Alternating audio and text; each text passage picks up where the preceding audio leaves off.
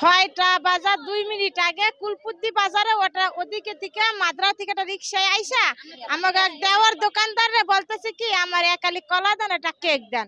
হ্যাঁ, সে ওই দোকানে বহাবার আর এক দেওয়া সে কইতে 500 টাকা নোট দিছে।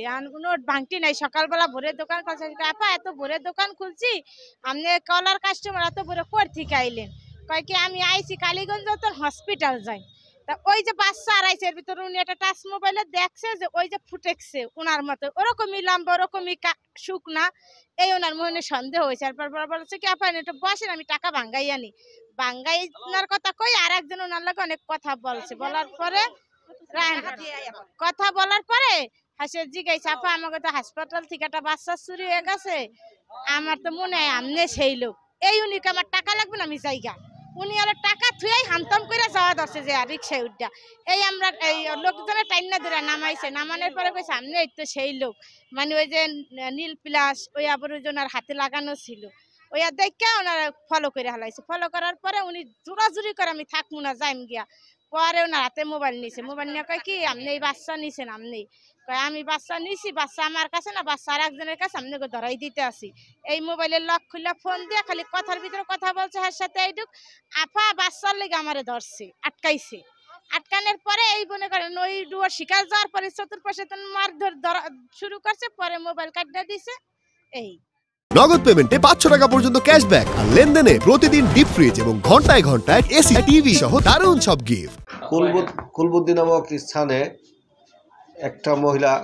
একজন মহিলা সকালের দিকে রুটি কলা কিনতে গেলে উক্ত দোকানদার যে ওই ক্রেতার আচরণে এবং তার কথাবার্তায় সন্দেহ হলে উক্ত দোকানদার তাকে রুটি কলা দিয়ে ওখানে কৌশলে বসিয়ে রাখে। পরবর্তীতে সে যে গত কিছুদিন পূর্বে যে হাসপাতালে যে একটা বাচ্চা চুরি হয়েছিল ওই বাচ্চার লোকজনকে সংবাদ দিলে তারা আসেন ঘটনাস্থলে, বহু লোক আসেন এই সংবাদ পেয়ে। এসে তারা সন্দেহ করেন যে এই ঘটনার সাথে হয়তোবা সে জড়িত আছে মর্মে সন্দেহ করেন এবং বহু লোকের জড়ো হয়।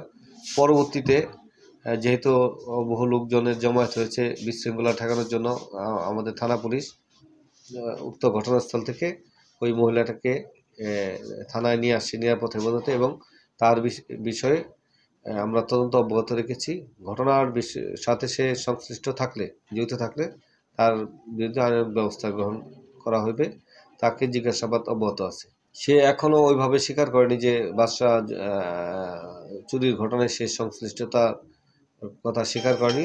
তবে আমরা তাকে বিভিন্নভাবে জিজ্ঞাসাবাদ করতেছি, যাতে যদি সংশ্লিষ্ট থাকে তাহলে আমরা উদ্ঘাটন করতে পারবো।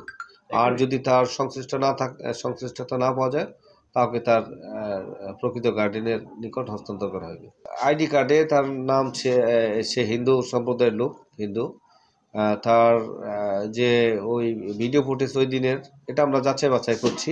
ওই দিনে বোরকা পরা ছিল, মাস্ক পরা ছিল, প্রকৃত চেহারা তো তখন বোঝা যায়নি। তবে সব বিষয়গুলি আমরা বিবেচনা করে তাকে জিজ্ঞাসাবাদ করছি। পজিটিভ কিছু পাওয়া গেলে আমরা অবশ্যই জানাবো।